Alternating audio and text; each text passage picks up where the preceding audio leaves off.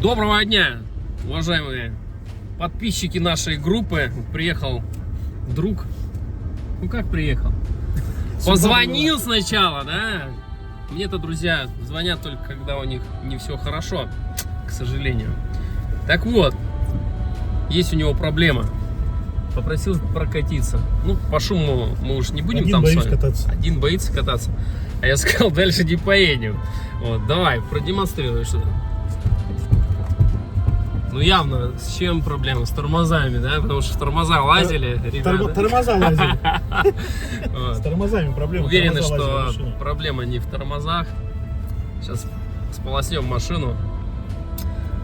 Найдем, что гудит, свистит, пищит. Ну и прикрутим то, что его люди умеют только откручивать. Откручивать. Да? Мои могут прикручивать. Приезжайте в одно место, чтобы прикрутили и вы не переживали.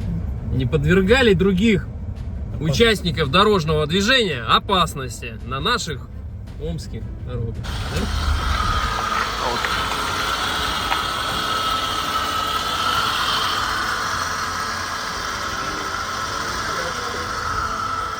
С этим шумом он приехал. Будем искать. Довольный. Я пешком пойдет тут лужи месить.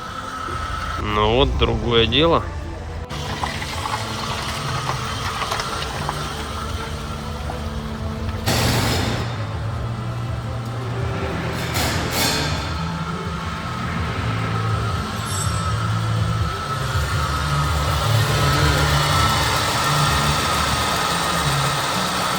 Кто-то там живет.